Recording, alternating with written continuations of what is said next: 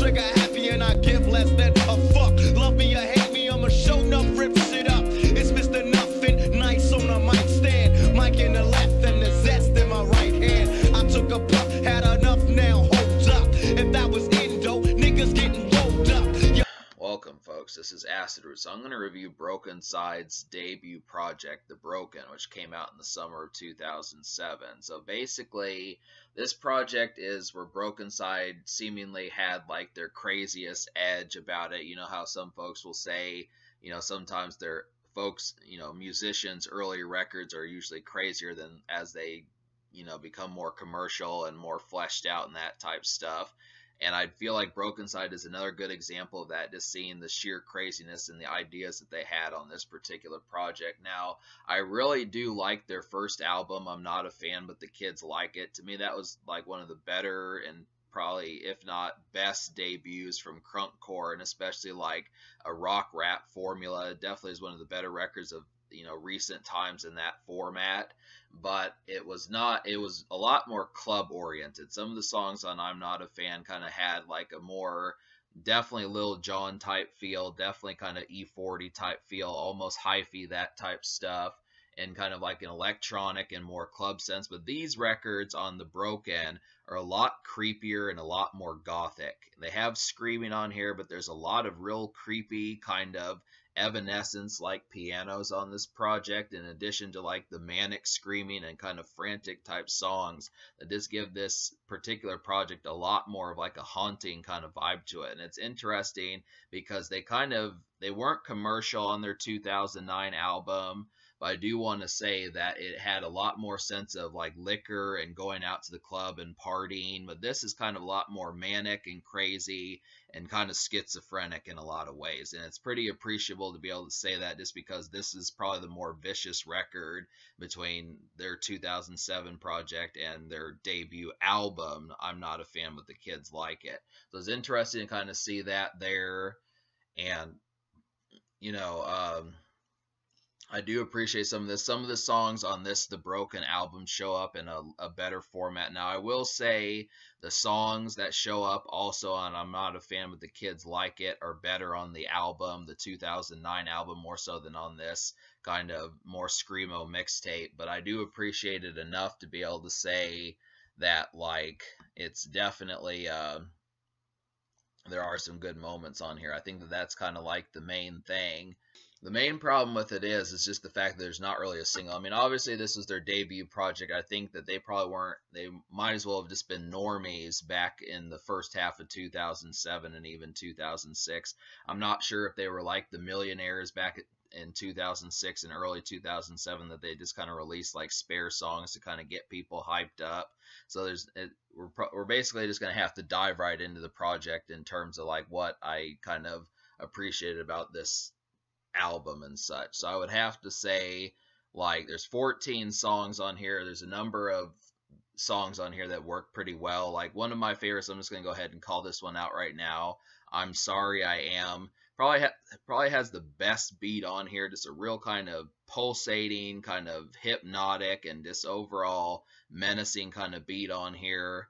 The screaming works on here. It's just an overall, it's not a club track. It's not really like a romantic track. It's romantic, but kind of in more of like a brooding sense and that type of stuff.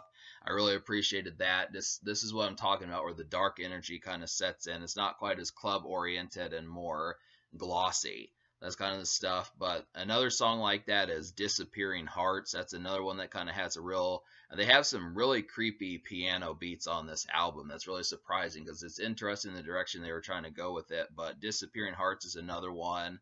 Feels like a real kind of PlayStation 2 kind of video game type stuff. Just interesting enough in how that kind of works.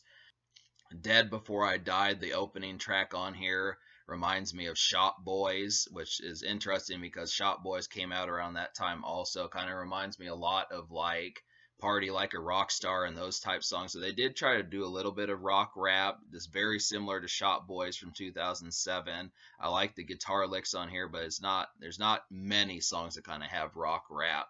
Another one that's kind of similar to Dead Before I Died, but not quite as vicious, is Taking Life From Me, which has some nice guitar licks, kind of that one's more mellow about it, and some of these kind of just start that they're in more of a romantic sense in some sense, but then not, there's kind of in a flirty sense also. brokeNCYDE's pretty good at that. So yeah, but those are a couple rock rap beats.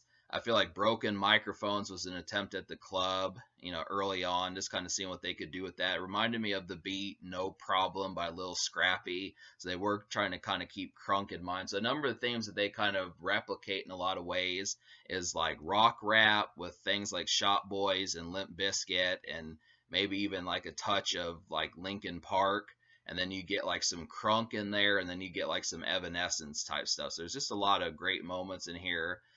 I feel like Take Me Away was another good kind of creepy club song. Like Broken Microphones is a club song, but Take Me Away is another kind of nice club song, and there had good elements of what was working with that. So there are some club moments, but if you're looking really to go out, if that's like your main goal is to go out and have a good time, I'd probably say that their 2009 album, I'm not a fan, but the kids like it's probably the better choice. But this still does have some moments, but they're just kind of, you know, less refined and less polished, I would have to say. So that's kind of the concept there. But there's just so many good rock moments and overall nice kind of like edgy and kind of grim, kind of like scaly, and just overall like sullen kind of moments. It's interesting just to kind of see what they were attempting to do with it. And I'm trying to like Still Waiting for You is another kind of grim. I like the pace on this song. It really felt like a song that King Gordy would do. I just liked how this one was really grim, and it just felt like things were getting ready to happen. Like you're in the car driving to where you're getting ready to go, or you're waiting for your friends to show up, that type stuff. Really appreciated that one. Yeah, the thing about it is I don't really have like the track list in front of me like I normally do. So I don't have the track list in front of me, so that's kind of why this is a more dicey kind of review and such, because I have to just use most of what I'm doing off a notepad and like a little mini paragraph or two off of Wikipedia. But a few of the songs I didn't enjoy on here, like Schizophrenia and Jealousy, are better on the 2009 album, where they have more electronic feel and more club oriented type stuff. I felt like the Taking Life acoustic, I mean, really Taking Life for me, the regular version might as well have been acoustic also, so I didn't see the point in having an acoustic when the guitar licks on that original song were about the same. Drop Dead was just an overall messy song and kind of awkward. I really didn't appreciate like the overall production on there. And it's kind of the same thing with the final track on here, the title track, The Broken. I felt like that had a really bad song structure. It kept repeating itself, and just the overall layout of that song was pretty bad. And then Lacuna was another bad song with bad song construction, and it was trying to be like a sad song, but it really felt sadder than the point of trying to have it. I know they were trying to aim for like angst and kind of like a more emo type thing, but it was more of a sad song than what Screaming probably could have conveyed. That's kind of, it was just awkward in how that format kind of went with it. But so I did wind up liking 8 out of 14. So I'll go ahead and list those for you if you weren't paying wholesomely attention to the ones I recommend to you. So here we go. So Broken Microphones, Dead Before I Died, Taking Life from Me, the original, I'm Sorry I Am, Disappearing Hearts, Still Waiting for You, So Hard to Take, and Take Me Away. I will tell you, if Schizophrenia and Jealousy had been the 2009 versions of these songs, I probably would have added those to the mix. So it's just kind of difficult just because I've heard better versions of some of these songs, and that's kind of the concept there. But 8 out of 14 is a little bit over half the album. So I'm going to give it a 7 just because Schizophrenia and Jealousy are good songs, but at the same time, it is a little bit more spotty than I would have liked it to have been.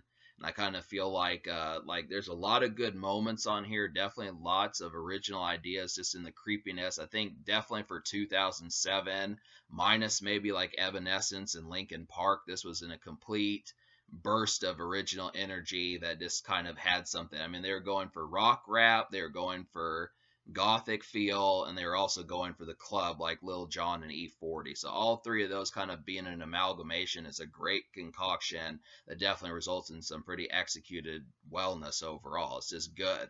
In some cases, like you can say, well, it's just not as outgoing as I'm Not a Fan, but the kids like it. But the concept behind it is, yeah, that's true. That's more of a lit and kind of outgoing project, but this has a lot of good kind of moody feels and just overall kind of dark ambience about it that shouldn't be ignored. So that's kind of the concept. So yeah, I give this project a 7 out of 10.